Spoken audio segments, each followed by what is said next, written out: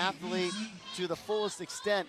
He runs Speed Kills here in Southern California. One day I envision that being a national chain with Jimmy sitting in a big fat office somewhere. But Jimmy played at Modern Day High School where he was a standout, and also went on to play at Utah, where we were just talking about the Utes. Could have been national champions last year, right?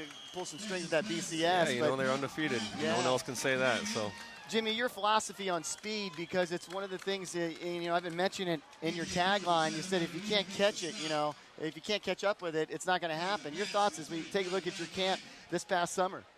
Yeah, there's a lot of speed trainers out there, and they're all great. I think just as long as kids are out running, it's a good thing. If they're consistent, they're committed, and they're staying healthy and staying away from the bad things our society has to offer, they're going to be all right. There's all of us speed trainers, there's no gimmicks involved. It's all about motivating kids. And if you can build their character, they can build their speed. They just got to show up, work hard, and like I said, there's no secrets. There's no tricks, just working hard and being focused, staying committed, and eating right, sleeping right. And every summer, this is something you do every summer, but also, Jimmy, you're busy every day of the year. It seems like training somebody. And I know that when we just take a look at that footage there, you've got linemen, you've got little kids, you've got wide receivers. And Brad, if I can bring you into the conversation, because you were a lineman that was fast and a lineman that could pull and get out in front of people. That's so important. Did you learn about speed, or were you just fast from the get-go? And tell me your thoughts about guys like Jimmy, teaching the philosophy of speed and how to get to somebody. Well, I think Jimmy is a testimony of my philosophy that a lot of times success is learned before it's earned. And we all are given certain God talents, but it's what we do with them. And it's we need mentoring and coaching. What Jimmy alters is plyometrics, explosiveness. There's a difference between kind of long distance versus sprinting. And people like Jimmy kind of bring that awareness to the athletes, and it can make all the difference in the world. And when you think of the monies that are available, scholarships, Jimmy's the guy you want to call up and help you out a bit. Your thoughts when you look at, of course, you're a little younger than both of us, Jimmy, and you're still as fit as all heck. Also stepped into the ring and had a little professional boxing career, which I hope your wife pulls you out of there, Taryn. And your daughter Paisley, and you've got one on the way, little Jimmy, to come out here soon. Yes. But your thoughts about teaching this and what you do with the kids, because whether it be a little kid, a lineman, a quarterback, what do you tell these guys? Because you see so many people bulking up in the weight room. That's something that you did, and you figured out, like, maybe that's not for me, man. Sure, I think it is important to do the weight room. I'm all for getting stronger because, you got to be able to last a full game. It's a rough sport in any sport you play. But so many of these kids get so involved with weightlifting that they forget to go out to the field, And if you get beat in a game, no one's going to get on the microphone and say, hey, that kid benches 400 pounds. They're going to say he got beat. So, like I said, you got to be fast and you got to be strong. It's a full-time job, and there's so much emphasis nowadays on combines. And I totally disagree with the combine. The combine is 140, and it's one bench, and it's one this and that. And football is 4 quarters. So if we could change that and make it 20 40s, it's going to tell you this is a guy a hard worker, because some of us are just blessed and we're fast for one play. Yeah. But then the guy who's going to outwork that kid, he's going to be showing up third and fourth quarter, and that's true speed. 20 out of 20 times you got to be fast, and that's character. I can't say I've ever heard that before, Brad. That's pretty special. You think about it. Like you say, run 140. How about let's run 19 more?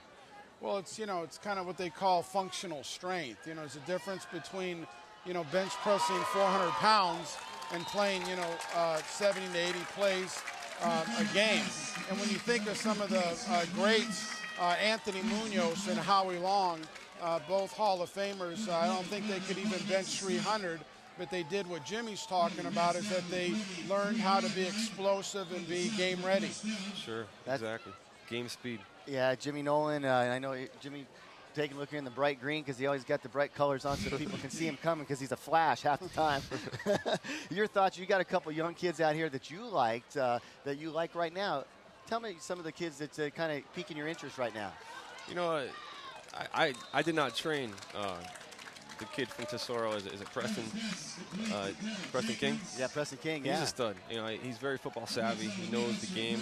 We train a dozen kids out there, and I can't name them all. But to me, he really sticks out because he's not a big guy. He's not going to intimidate you with his muscles and whatnot. But he knows how to move, and he's smart on the field. Another kid I really like, his character is it Scotty Williams from Orange Lutheran? Yes, yes. He's a stud. You know, he's not afraid to get hit. He's going to catch the football. He's not worried about his spats and looking pretty. He's just out there playing ball for the love of the game, and I think he's going to go a long way in life. He's a winner. But I haven't met either kid, so I hope I do one day. I think you will now that they hear you talking about him here on ESPNU. And Jimmy, I know that you roll with the economy, and I know that you're over at Capistrano Valley High School on Monday nights. And yeah, Monday and Wednesday we're in South County now at Capital Valley High School at 7 o'clock, and then we're in Fountain Valley Tuesday and Thursday at 7 o'clock, and Saturdays as well at 1 o'clock. And we got a couple big camps we have coming up. Our 11th annual Get Ready Camp for the high school and college kids on August 3rd. And also for the Pop Warner kids, we have it coming up on July 20th. And that can be viewed on our website at speedkillsusa.com.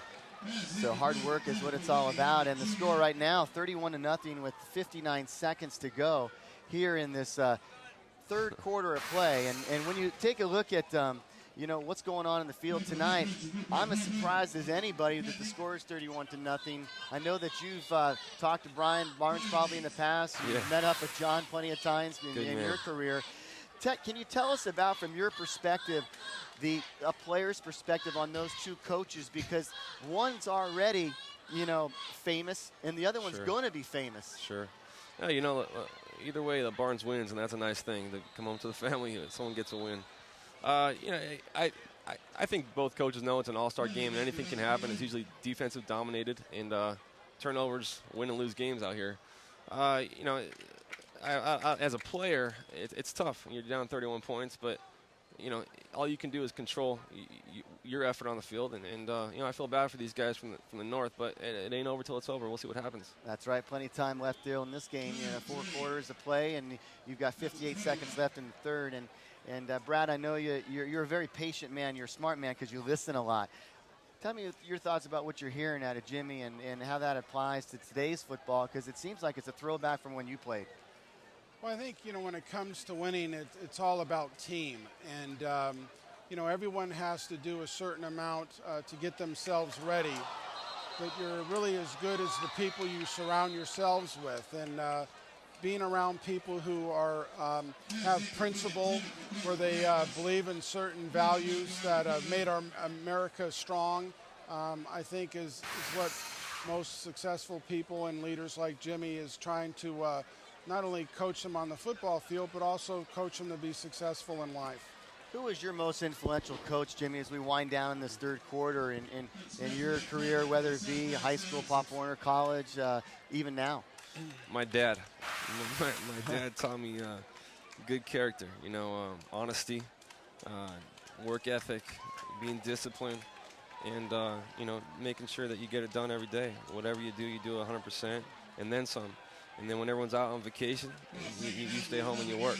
So, you get out what you put in.